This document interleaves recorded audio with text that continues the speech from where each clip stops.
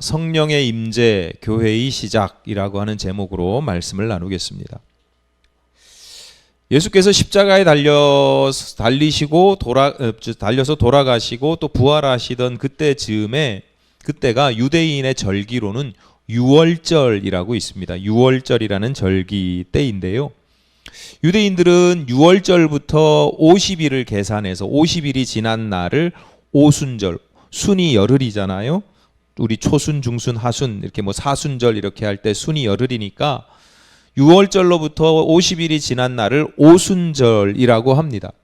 근데 그 오순절을 일주일 단위로 계산을 하면 일주일이 7일이니까 7주가 지나면 77에 49잖아요. 77에 49 다음이 50이니까 이걸 오순절이라고도 하고 77절 이렇게 부르기도 합니다.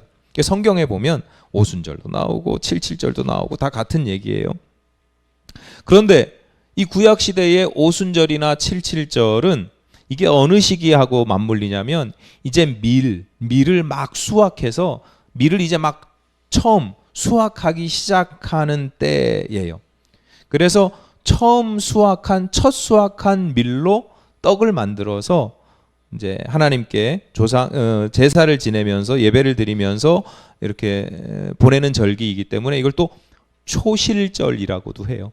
첫 열매를 거뒀다. 초실 이렇게 해서 물론 밀이 아닌 곡식은 다른 때도 거두지만 이제 주식이 밀하고 보리인데 그 밀을 처음으로 거두기 시작하는 초실절이기도 해요. 그러니까 유대인들의 전통에는 이 오순절이라고 하는 날이 굉장히 기쁘고 즐겁고 감사하고 풍요롭고 또 이제 첫 열매를 거두기 시작했으니까 이제 소망도 있고 마음의 여유도 있고 뭐 그런 날이죠. 우리나라도 그런 게 있잖아요. 한가위 때 되면 더도 말고 덜도 말고 한가위만 같아라. 뭐 고대 사회에서 추수라고 하는 게 어마어마한 그런 기쁨, 뭐 잔치를 할 수밖에 없는, 예배하고 제사할 수밖에 없는.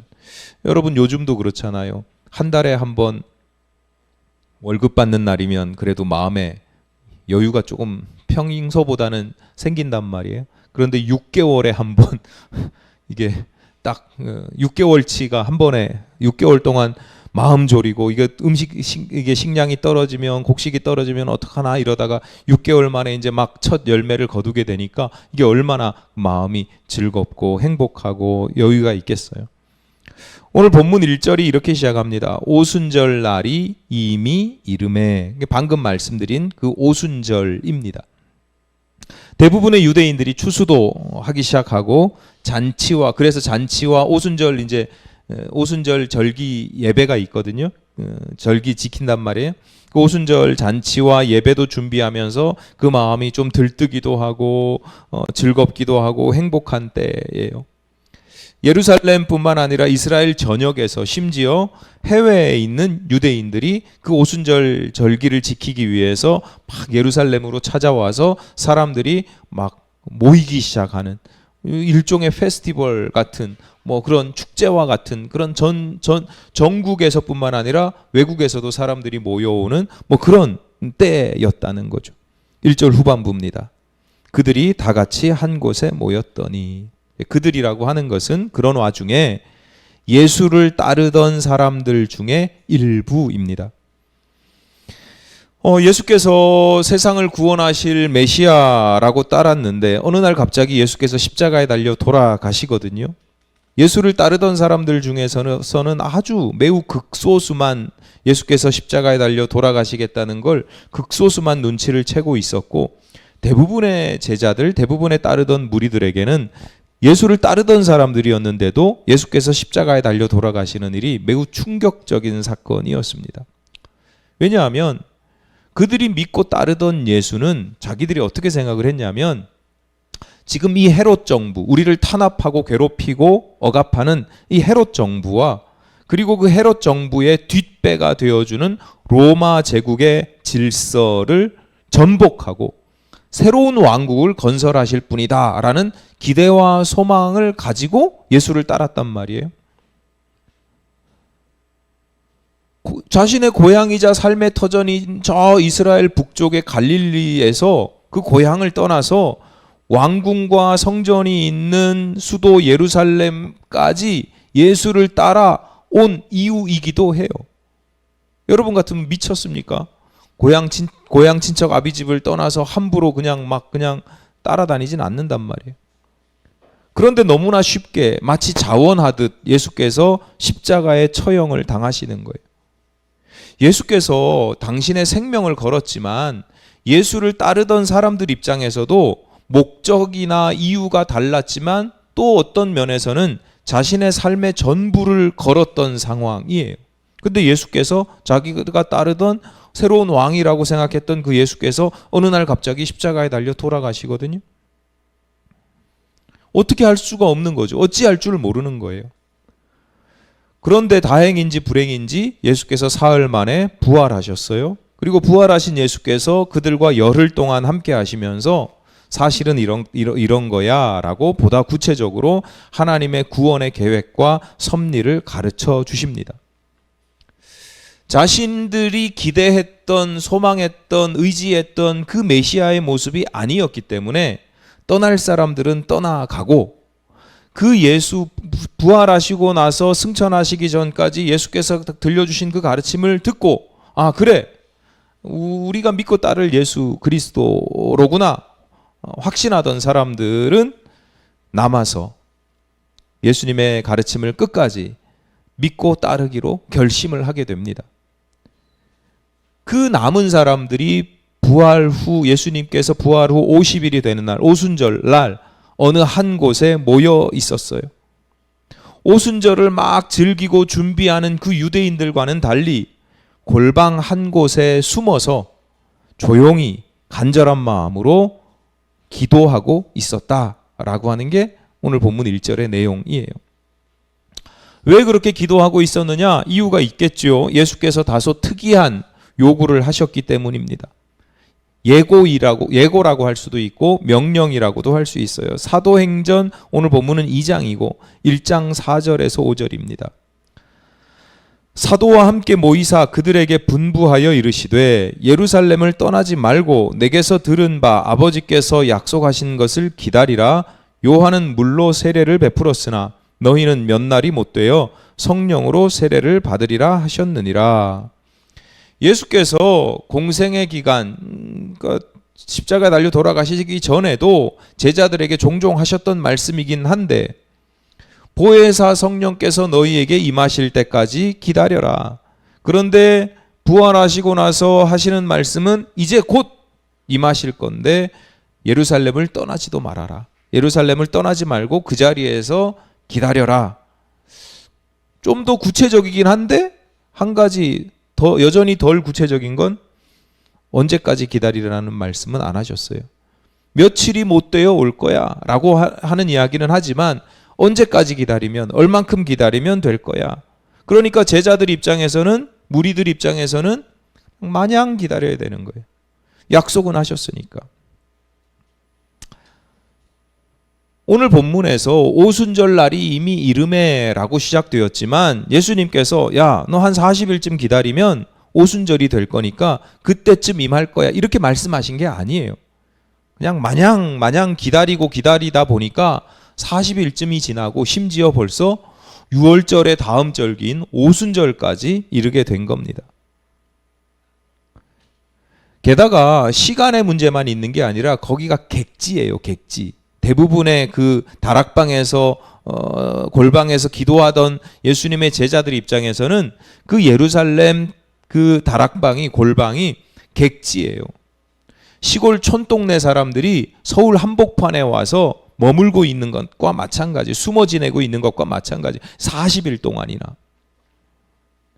먹고 자는 것만 해도, 우리 그냥 단순하게 생각해 보면 먹고 자는 것만 해도 얼마나 불편하고 또 돈은 돈대로 또 얼마나 많이 들겠습니까? 이 사람들이 갈릴리 사람이니까 갈릴리 사투리를 쓰죠.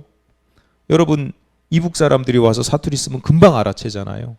저 경상도 사람들이 와서 너 서울 사람 아니 부산 사람 아니에요. 뭐 이런 금방 아무리 서울 사람 티를 내려고 해도 속일 수가 없잖아요. 그러니까 사람들을 만나서 사투리라도 쓰면, 음식이라도 구하러 나갔다가 사투리라도 쓰면 금세 저 사람 갈릴리 사람이고 예수를 따르던, 얼마 전에 십자가에 달려 사형을 당했던, 예수 따라다니던 그 무리들이라고 금방 탄로가 날 수도 있고 고발을 당할 수도 있고 죽임을 당할 수도 있죠. 그러니까 40일의 기다림이라는 게 그냥 단순히 숫자 40일이 아니고 굉장히 불편하고 위험하고 불안하고 뭐 그런 상황 속에서 이 제자들이 예루살렘을 떠나지 않았다. 다락방에, 어느 다락방에 모여서 주의 성령을 기다리고 있었다.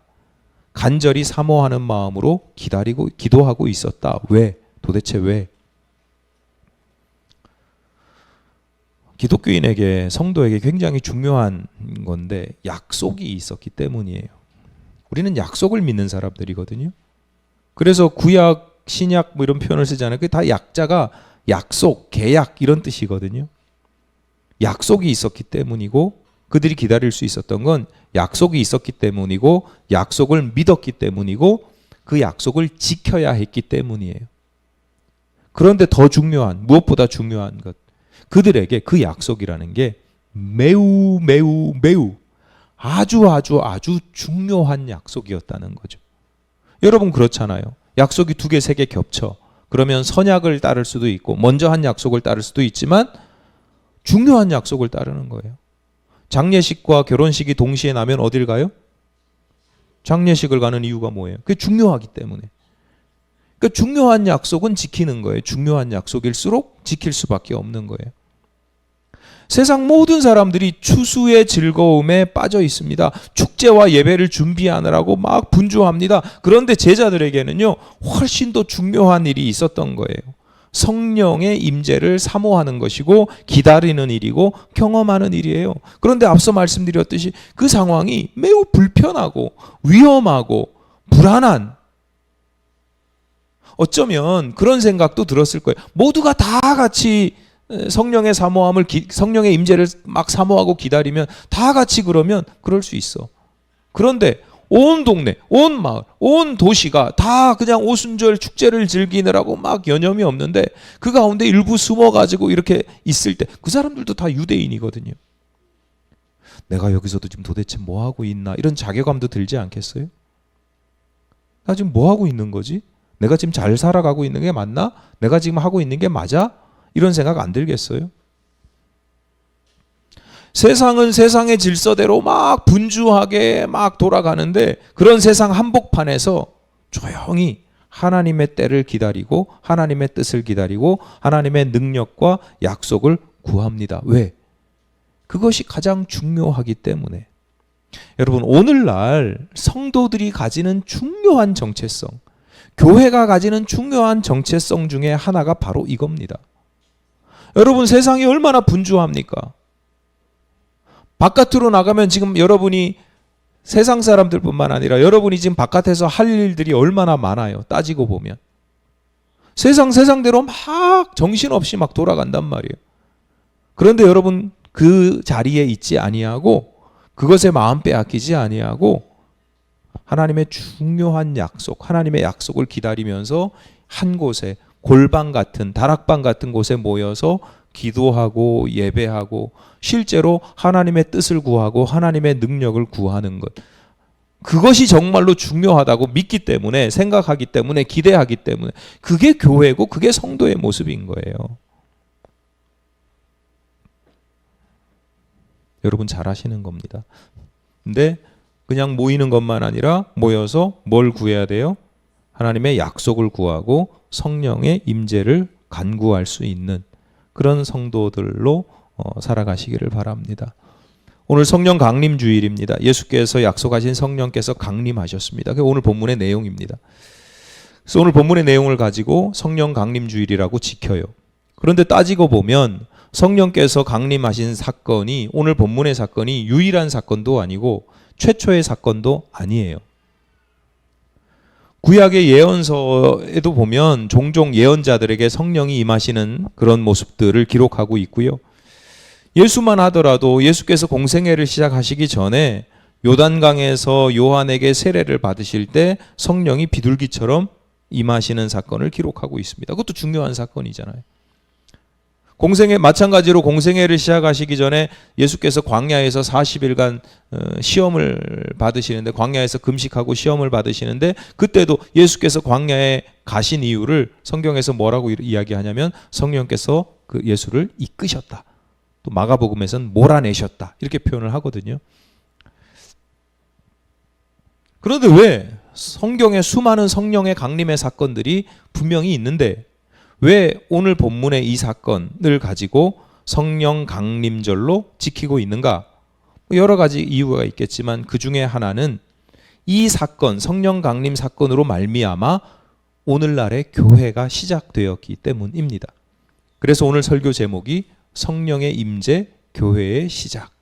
그러니까 성령의 임재가 갖는 중요한 의미 중에 하나가 교회가 시작되었다는 것이고, 교회가 시작되는 데 있어서 결정적인 요인을 한 게 뭐다? 성령이 임재한 사건이다라고 하는 거예요.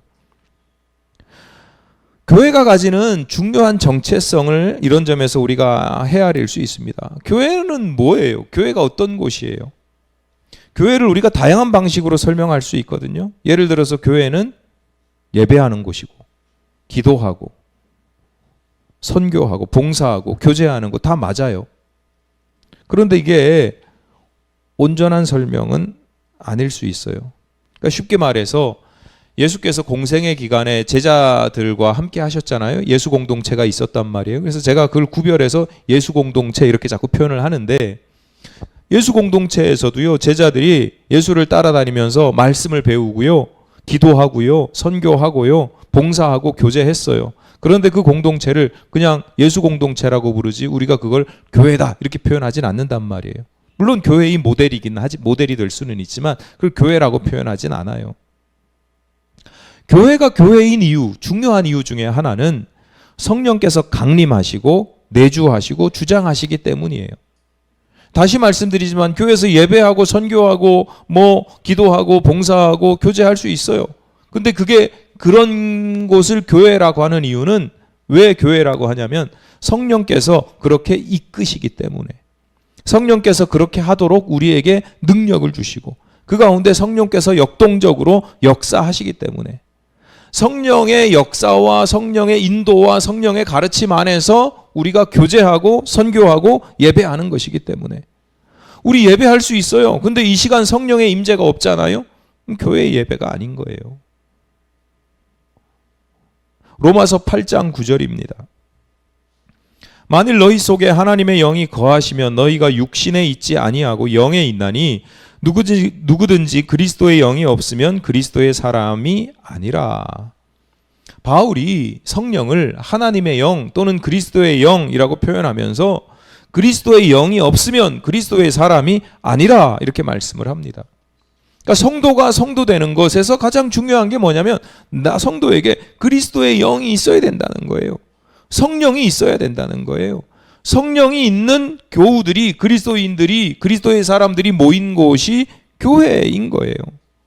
성도를 성도되게 하는 것, 성도의 가장 중요한 정체성이 그리스도의 영이 함께하는 것이다.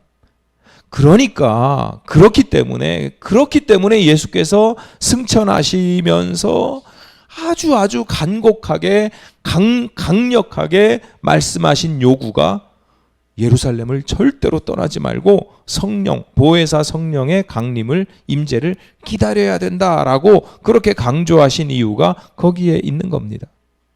내가 교회 건물 안에 있다고 예배와 기도와 찬송이라고 하는 종교적 행위를 한다고 성도가 아니고, 사람들이 많이 모여서 예배하고 기도하고 찬송하고 심지어 선교하고 더 나아가서 기적을 체험한다고 해서 교회가 아니고, 교회, 그리고 교회를 이루는 성도들은 그리스도의 영, 곧 성령의 임재와 내주, 그리고 역사가 그 교회, 그 사람이 성도인 것을, 그리고 교회인 것을 증명한다라고 하는 거예요.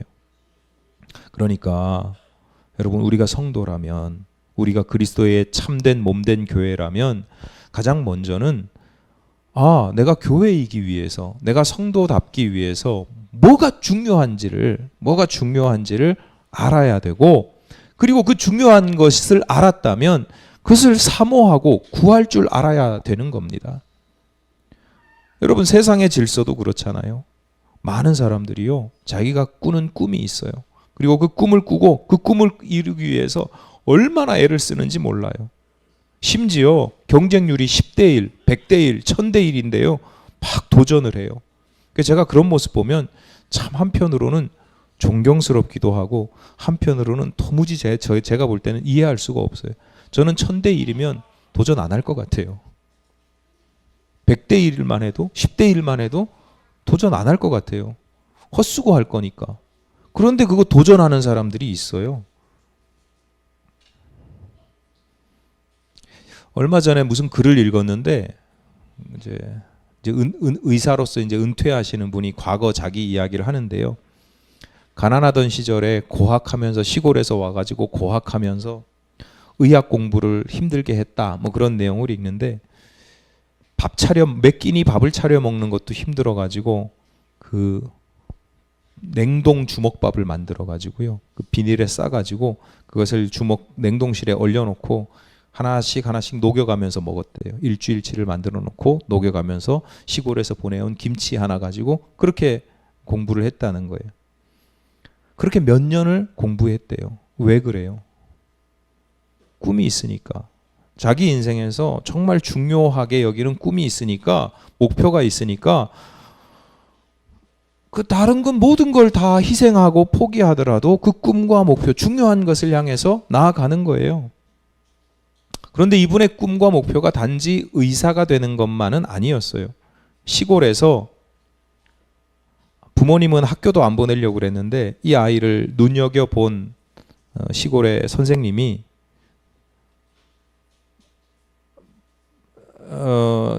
학교를 못 나오니까 방과 후에 그냥 공부를 시켜준 거예요. 그래서 검정고시로 그 과정을 지나고 그리고 나중에 대학 시험까지 쳤는데 덜컥 의대 합격을 할 정도였는데 부모님이 보내나요? 안 보낸다는 걸, 그래서 이분이 가출한다는 걸 붙잡고 설득해가지고 부모님 앞에 데리고 가가지고 이 선생님이 대학 등록금까지 내주면서 보내시라고. 그러니까 이분의 목표는, 꿈과 목표는요, 단지 의사가 되는 게 아니고 이 선생님께 은혜를 갚는 게 꿈과 목표였어요. 근데 선생님께 은혜를 어떻게 갚느냐? 이 선생님이 정말 훌륭한 선생님이잖아요. 자기가 볼 때 누구보다도 훌륭한 선생님이잖아요. 그러니까 나도 훌륭한 의사가 되는 거예요. 훌륭한 의사가 되기 위한 꿈과 목표를 위해서 선생님이 보시기에 부끄럽지 않은 좋은 선생님이 된 거. 그러니까 의사가 되고 나서 만족하는 게 아니에요. 의사가 되고 난 이후에도 그래서 끊임없이 계속해서 공부를 했대요. 그 분야의 권위자가 된 거예요. 오늘날 성도들이 가져야 할 신앙의 자세도 마찬가지입니다. 성도에게 성령의 임재와 강림이 중요하다면, 그게 나로 하여금 성도가 되게 한다면, 성령을 체험하고 성령의 감동으로 살아가는 것이 정말로 중요하다면, 그러면 그만큼 사모하고 간절히 간구해야죠. 40일 가까이 언제까 될지도 모르고 예루살렘을 떠나지 말고 성령을 기다리라고 했던 그 약속 하나 믿고 그 간구했던 다락방에 골방에 그 성도들처럼 단지 성령의 신비한 현상을 체험해가지고 막 신비 체험을 하고 구원을 받고 천국 가는 것 때문이 아니라 성령 하나님께서 나로 하여금 하나님의 자녀답게 살아가게 하시고 하나님의 백성답게 살아가게 하시고 하나님의 일꾼답게 사명을 감당하게 하시는 것, 그거 정말로 중요하다면 임재를 간구하고 사모하고 구해야죠. 오늘 본문의 내용도 마찬가지입니다. 단지 성령께서 임재했대, 그래서 놀라운 신비한 기적 같은 그런 체험을 했대, 그런 기록이 아닙니다. 오늘 본문에서 성령 임재의 현상 너머에는 성령 임재가, 성령의 강림이 갖는 중요한 의미들이 있는데 세 가지만 간단하게 그 의미를 말씀을 드리겠습니다. 세 번째는 아주 간단하게 다 아는 거니까 말씀을 드리고 두 가지를 중점적으로 말씀을 드리는데, 첫째는 뭐냐면 우리가 성령의 임재를 받아야 되는, 또는 성령의 임재를 받을 때 정말 중요한 게 뭐냐면, 성령은요, 나로 하여금 특별한 사람이라는 인식을 갖게 합니다. 그러니까 성령이 나를 특별한 사람으로 만들어준다, 이런 것도 있지만, 특별한 사람, 내가 특별한 사람이구나 라는 걸 깨닫게 해요. 확인시켜 주세요.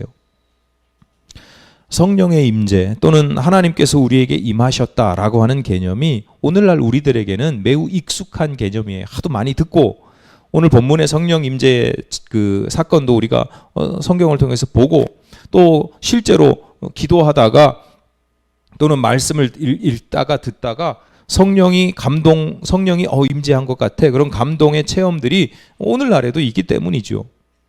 그런데요, 오늘 본문이 일어난 사건 당시의 유대인들에게는요, 성령이 임재했다, 강림했다, 이게 매우 충격적인 뉴스였어요. 뭐 급하고 강한 바람 소리, 뭐 불의 혀처럼 갈라지는 것들의 임재, 듣도 보도 못한 방언으로 기도하는 것처럼 신비하고 뭐 기적적인 그런 현상 때문이 아니라, 뭐 그런 현상도 놀라운 일이지만 굉장히 충격적인 사건이었지만, 더 충격적인 건 뭐냐면, 그 신비하고 놀라운 현상이 아주 특별한 사람, 극소수의, 하나님께서 택하신 극소수의 사람에게만 나타난 게 아니었다는 거예요.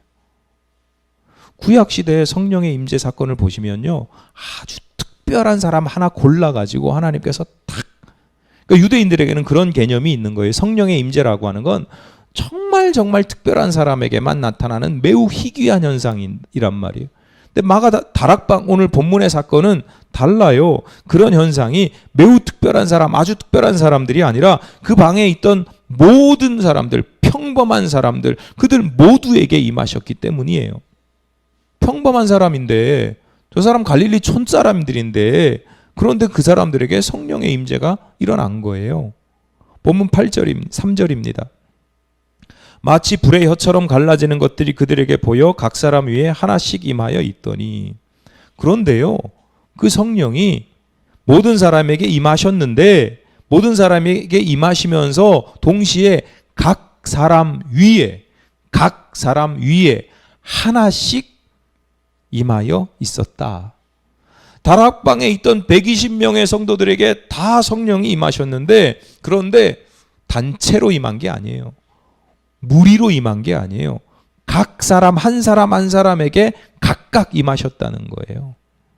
여러분, 성령이 임하면요, 나는 그 많은 무리 중에 한 사람이 되는 게 아니에요.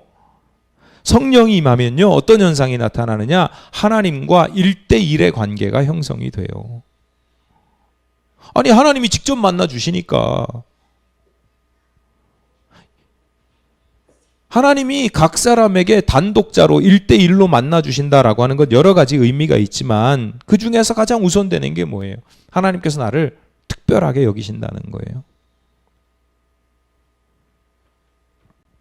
그래서 나는 하나님 앞에 내가 혼자 서 있으니까 나는 어떤 생각이 들어요? 나 특별한 사람이구나. 하나님께서 나를 택하시고 하나님께서 나에게 임하시는 나 특별한 사람이네. 이걸 깨닫게 되는 거예요. 예수께서 요단강에서 세례를 받으실 때, 요한에게 세례를 받으실 때 성령이 하늘로부터 비둘기처럼 내려오십니다. 그리고 하늘에서 음성이 들려요. 마가복음 1장 11절입니다. 하늘로부터 소리가 나기를 너는 내 사랑하는 아들이라 내가 너를 기뻐하노라 하시니라. 이건 마찬가지예요. 예수께 성령이 임하셨는데 성령께서 하늘에서 어떤 음성이 들리냐면, 너는 내 사랑하는 아들이고 내가 기뻐한다. 넌 특별한 사람이야. 내가 너 특별한 존재로 내가. 그러니까 성령께서 예수와 또 그와 함께하는 사람들에게, 예수는 당신에게 매우 특별한 존재임을 각인시키고 선포하시고 확인시켜 주시는 거예요. 예수께서 공생애를 이제 막 시작하시기 전에 예수께서 모르셨겠어요? 내가 특별한 사람이라는 거 아는데, 그런데 성령께서 임하셔서 확인시켜 주시는 거예요. 또 확인시켜 주시는 거예요. 왜 그래요? 이제 공생애를 막 시작해 보시면 여러 가지 어려운 것도 있고 힘든 것도 있고 부딪히는 것도 있고 얼마나 많겠어요. 오늘날 우리들도 마찬가지예요. 여러분 세상 속에 나가보시면 늘 경험하는 거지만 세상이 여러분 대단하게 여기십니까? 세상이 우리를 얼마나 별 볼 일 없는 존재로 여깁니까? 그 가운데 살아가다 보면요, 나 스스로도 그래, 내가 뭐 별거 있어, 나 하찮은 존재지, 평가절하하기 십상입니다. 이게 무슨 병이 있어서가 아니라 실상이 그래요. 사실이 그래요. 나는 세상 가운데 별로 대수롭지 않은 존재예요. 세상에 여러 경쟁이 있으면 늘 밀리기 일쑤고요. 10대 1, 100대 1, 1000대 1이 아니라 2대 1만 돼도 밀려나기 일쑤고요. 그래서 조금 내가 잘하는 것 가지고 겉으로는 이것도 저것도 좀 자랑해 보기도 하고 나름 요만큼 성취해 보기도 하지만 내면적으로는 자주 우울해집니다. 내가 할 수 있는 게 없고 늘 불안하기도 하고요. 자존감이 바닥을 치기도 합니다. 성령의 임재가, 성령의 강림이 필요합니다. 성령의 임재가 있는 사람들은 다릅니다. 성령의 감동으로 살아가는 사람들은 다릅니다. 그래, 나 세상에서 이것밖에 안 돼. 그러나 하나님은 나를 기뻐하시고 나를 사랑하는 딸로 여기시고 나 한 사람 한 사람을 얼마나 귀하게 여기시는지 주목하신다는 것을 머리로 아는 게 아니라 내가 느끼기 때문이에요. 성령이 임재하셔서 나로 하여금 그걸 느끼게 하신단 말이에요. 나는 세상에 수많은 사람 중에 하나, one of them이라고 그러잖아요. one of them. 내가 하나이긴 하나인데 그냥 수많은 사람 중에 하나일 뿐이야. 그런데 성령의 강림을 경험하는 사람, 성령의 임재와 성령의 내주하심을 경험하는 사람들은 맞아, 나는 세상에 수많은 사람 one of them이지만 하나님 안에서 only one이야. 하나님은 나를 또 그 가운데서 120명이 가운데 성령이 임했는데 각 사람 위에 임하셨다니까.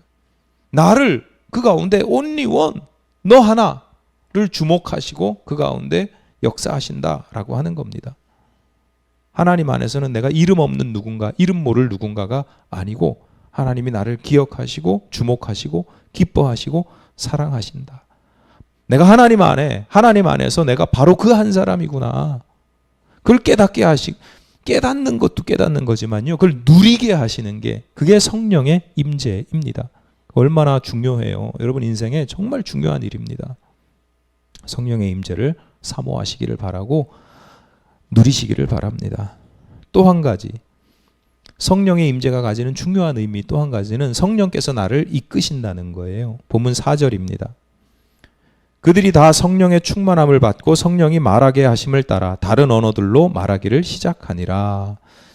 다른 언어들로 말했대요. 방언이라고 하죠. 우리 방언이라고 하는데 오늘날의 방언은 알아들을 수 없는 말을 방언이라고 하지만 이 본문에 있는 방언은 외국어예요. 외국어. 그런데 그 외국어를 스스로 한 게 아니라 성령이 말하게 하심을 따랐다. 성령이 말하게 하시는데 순종한 거예요. 내가 뭐 기도를 하는데 성령께서 임하셨더니 성령께서 내 입술을 막 주장하셔요. 입 꾹 다물고 있어도 되잖아요. 내가 왜 이러지? 이러고 그냥 말아도 되잖아요. 근데 그 말하게 하심을 따라서 그냥 막 기도를 했다는 거예요. 앞서도 말씀드렸듯이 예수께서 40일을 광야에서 금식하시고 마귀에게 시험을 받으신 적이 있잖아요.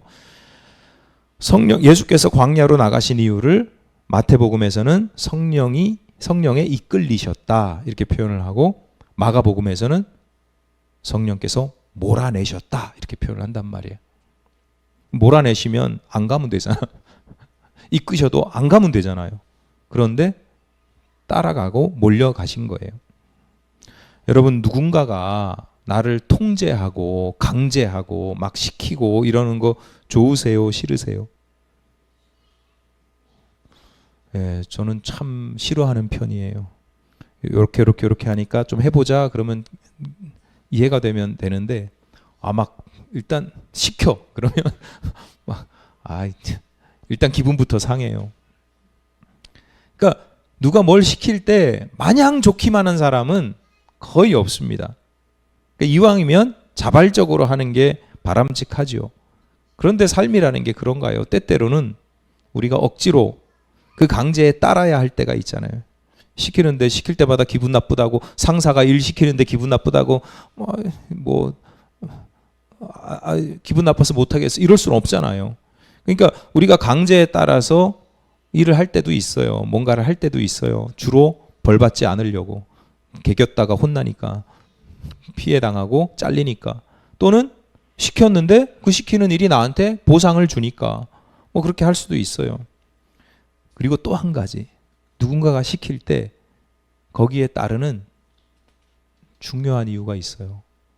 그 사람을 신뢰할 때, 이 사람이 시키는 일이 때로는 힘들기도 하고 어렵기도 하지만 이 사람을 신뢰하면, 그 일을 시키는 사람을 신뢰하면 이 사람은 항상 나한테 손해되거나 나를 함정으로 몰아넣거나 나를 괴롭히거나 이런 사람이 아니야. 내가 당장에는 힘들지만. 그러니까 이 사람에 대한 신뢰가 있으면 하는 거예요. 즐거운 마음으로, 기대감으로 그 일을 하는 거예요. 성령의 사람들은 내 인생의 주권을 하나님께 맡깁니다. 하나님께서 시키는 대로 살겠다는 거예요. 그래서 내 삶이 때로는 불편할 수 있죠. 그러나 불안하지는 않습니다. 내 삶이 좀 때로는 힘들 수도 있어요. 위험할 수도 있어요. 그런데 그 마음에 불안함이 없어요. 왜? 하나님에 대한 신뢰가 있기 때문에. 성령께서 내게 시키시는 일은 결국은 내 영혼의 복이 되기 때문에.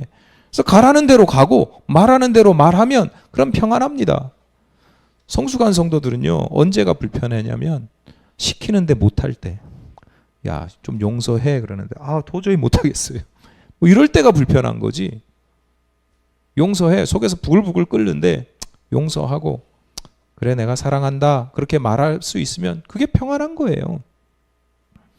담대할 수 있고, 그래서 기뻐하고 즐거워할 수 있고, 복종이 아니라 순종할 수 있는 겁니다.